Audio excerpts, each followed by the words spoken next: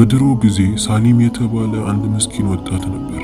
ይህ ምስኪን ወጣት ከእናቱም ከአባቱ ጋርም አይኖርም፣ ብቻውን ነበር የሚኖረው። በአንድ ትንሽዬ ጎጆ ቤት ውስጥ ካለችው ብቸኛ በጉ ጋር ይኖር ነበር። ይህች ነጭ በግ ለሱ ያለችው ብቸኛ ንብረቱ ናት። ለሱ ንብረቱ ብቻ ሳይሆን እንደ ጓደኛው ብቸኝነቱን የምታስወግድለት ብቸኛ በጉ ነበረች። ቀኑን ሙሉ ከሷ ጋር ያሳልፋል። ያለውን ምግብ ተካፍሎ ይበላል። ማታም እንደዚሁ ከሷ ጋር አብሮ ይተኛል። ጠዋት ላይም እንደዛው ወደ ሜዳ ይዟት ይወጣና እሷ እየተዘዋወረች ስትበላ እሱ ደግሞ ከዛፍ ስር ቁጭ ብሎ ይጠብቃት ነበር። በዛ መንደር ላይ የነበሩት ሰዎች የሚፈሩት አንድ ነገር ነበር። እሱም በዛ አካባቢ አንድ ኃይለኛ ተኩላ ነበር። ሰዎች ሲዘናጉ ጠብቆ ዘዴን በመጠቀም የሰዎችን በግ እየወሰደ ይበላል። በዚህም ሰዎችን አማሯቸዋል። ሳሊምም ሁል ጊዜ በጣም ይፈራና ይሰጋ ነበር። ያለችውን ብቸኛ አንድ በጉን እንዳይወስድበት ይፈራ ነበር። ለዛም ሁል ጊዜ በጓ ከሱ እንድትርቅ አይፈቅድላትም። አንድ ቀንም ሳሊም ወደ ቤት ለመመለስ ዕቃውን እያዘገጃጀ ሳለ ሳያስበው ሰማዩ በደመና ይዋጥና ዝናብ መዝነብ ይጀምራል። መሬቱም በጭቃ ይዋጣል። እየመሸ ስለነበር ሳሊም በጉን ይዞ ቶሎ ወደ ቤት መሄድ ጀመረ። ነገር ግን ጭቃው ኃይለኛ ስለነበር አይደለም በጉን ለመጠበቅ ራሱ እንኳን በስትክክል መራመድ አቃተው። ሳያስበው እግሩ ጭቃ ውስጥ ይሰምጣል። እግሩንም ከጭቃ ውስጥ ለማውጣት ሲታገል ሳያስበው ያ ይፈራው የነበረው ተኩላ ያለው ብቸኛ በግ ላይ ዘሎ ይወጣበታል። ሳሊም እግሩ በጭቃ ተይዞ ስለነበር ብቸኛ በጉን ለማዳን አልቻለም። እያየ ያ መጥፎ ተኩላ በጉን ይዞበት ይሄዳል። ሳሊምም በጣም አዘነ። ሁል ጊዜ ይፈራውና ይጨነቀው የነበረው ነገር ስለደረሰበት በጣም ተከፋ። ብዙ በጎች ኖሮት አንድ በግ ቢወሰድበት ምንም ያህል የከበደ አይሆንም ነበር። ነገር ግን ያለችው ብቸኛ ጓደኛው በጉ ስለተወሰደበት በጣም አዘነ፣ በጣም ተከፋ። አምርሮ ማልቀስ ጀመረ። የመንደሩ ሰዎች ሳሊም በደረሰበት ነገር እነሱም አዘኑ። ያለችው ብቸኛ በጉን ያ መጥፎ ተኩላ በላበት እያሉ እንደ አጀንዳ እሱን መነጋገሪያ ያደረጉት። ሳሊም በጣም ተናዶና የሚያደርገውን ነገር አጥቶ ስለነበር በዛ መንደር ላይ የነበረችው ብቸኛ አያቱ ወደሱ ጋር መጣ። አብሽር፣ ይሄ እኮ ፈተና ነው፣ ያልፋል፣ መታገስ አለብህ። ምናልባት ከዛች በግ የተሻለን ልታገኝ ትችላለህ እያለች ታጽናናው ጀመር። ነገር ግን ሳሊም መረጋጋት አልቻለም። ያለችኝን ብቸኛ በጌን የገደለውን ተኩላ በቀለዋለሁ፣ እሱን ሳልገለው መቼም እረፍት አላደርግም አለ። አያቱ ብታስጠነቅቀውም እሱ ግን አሻፈረኝ አለ።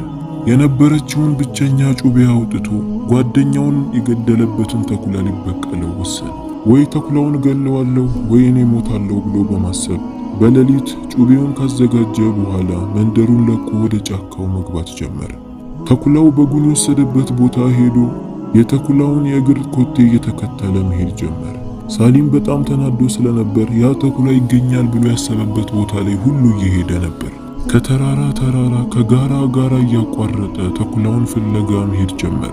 በመንገድ ላይ ሲደክመው በጉን ያስታውስና እንደገና ኃይልን አግኝቶ መሄድ ይጀምራል። ቀኑን ሙሉ በእልህ ሲጓዝ ውሎ በስተመጨረሻም ወደ አንድ ዋሻ ጋር ይደርሳል።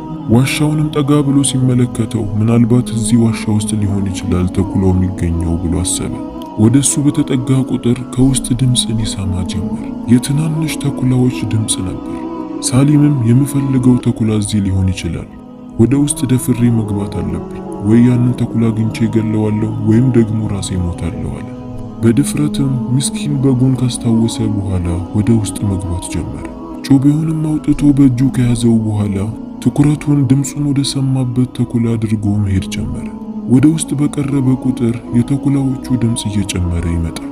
በዋሻ ውስጥ ብዙ ከተጓዘ በኋላ የነዛ ድምፃቸውን የሰማውን ተኩላ ወደሚገኙበት ክፍል ይደርሳል። 4 ገና ጨቅላ የነበሩ ተኩላዎች ናቸው። ተኩላዎቹ ሳሊምን ሲመለከቱት ሊተሻሹት ፈለጉ። ነገር ግን በእጁ ላይ ጩቤ እንደያዘና ሊገላቸው መስሏቸው ወደ ኋላ ከሱ መሸሽ ጀመሩ።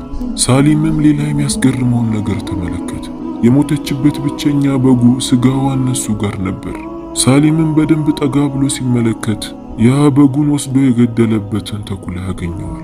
ሳሊምም በጉ ትዝ አለውና በጣም ተናዶ ጩቤውን እንደያዘው ወደዛ ተኩላ መጠጋት ጀመረ። ሳሊም ተኩላው የተኛ መስሎት ነበር። ነገር ግን ተኩላው አልተኛም። ወደ ተኩላው ጠጋ ብሎ ሲመለከት ያ ተኩላ በጣም ተጎድቶና ደም እየፈሰሰው ነበር። ሊሞት የደረሰ ይመስላል። በጣም ቁናም እየተነፈሰ ነበር። ጩቤውን እንደያዘው ሳሊም ወደ ተኩላው ሲጠጋ እነዛ 4 ጩጬ ተኩላዎች መጮህ ጀመሩ። ሳሊምን በዚህ ሰዓት በጉን የወሰደበት ተኩላ የነዛ ጩጬዎቹ ተኩላ እናት እንደሆነች አወቀ። ሳሊምን በጣም አዘነ። ያንን ተኩላ ሰዎች አግኝተው በጣም ቀጥቅጠውትና መተውት ነበር። ሳሊምን በጣም አዝኖ 4ቱን ጩጬ ተኩላዎች አምጥቶ ከተጎዳችው ተኩላ አጠገብ አስቀመጣቸው። ተኩላው በጣም ተጎድቶ ስለነበር ሳሊም ለመድኃኒትና ቁስሉን ለማድረቅ ይጠቅማል ያለውን ቅጠል ከዋሻው ውጪ ሄዶ በመልቀም ወደ ተኩላው ጋር አምጥቶ ያክመው ጀመር። በተጎዳው አካል ላይና ደም በፈሰሰበት አካል ላይ ጨርቅን በመጠቅለል ተኩላውን ይረዳው ጀመር። ተኩላው አሁን ቀስ በቀስ እየተንቀሳቀሰ መጣ። እነዛ ጩጬ ተኩላዎችም እናታቸው የተንቀሳቀሰች መሆኑን ሲያውቁ በጣም ደስ አላቸው። ሳሊም ሊያደርገው የነበረው ነገር አግባብ እንዳልሆነ በማወቅ ከሩቅ ቁጭ ብሎ እየተመለከታቸው ነበር። ተኩላውም ይዞት ከነበረው ከበጉ ስጋ ትንሽን ቆርሶ በአፉ ወደ ሳሊም አስጠጋለት። በዚህ ሰዓትም ሳሊም ልቡ በጣም ተነካ። እናት ለልጇ ብላ የምትከፍለውን መስዋዕትንም አስታወሰ። የሳሊምን በግ በዛ ኃይለኛ ዝናብ ለልጆቿ ስትል ከሱ ወስዳ አምጥታ በሰዎች ተመታና ተደብድባ እንደዛም ቢሆን ግን ለልጆቿ ስትል በጉን አምጥታ እንደሰጠቻቸው ሲመለከት በጣም አዘነ። ሳሊምም ተኩላውን ሳይገል ወደ ቤት እያለቀሰ መመለስ ጀመረ። ያጋጠመው ክስተት ትልቅ ትምህርት እንደሆነውም አሰበ።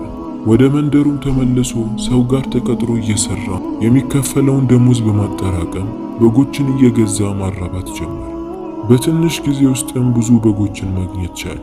ከዛን ቀን በኋላ ሳሊም ጫካ ውስጥ ላሉ ለተጎዱ እንስሳቶችን ማዘን ጀመረ። የዛሬው ድንቅ ታሪካችን ይህንን ይመስላል። ታሪኩ እንደመሰጣችሁ ተስፋ አደርጋለሁ። እናንተም እንደ ሳሊም ደግ መሆን አለባችሁ። ከደግነታችሁ አንዱ ሰብስክራይብ ማድረጋችሁ ነው። ሰብስክራይብ፣ ላይክ፣ ሼር ማድረጋችሁን እንዳትረሱ። ፒስ። ይመቻችሁ።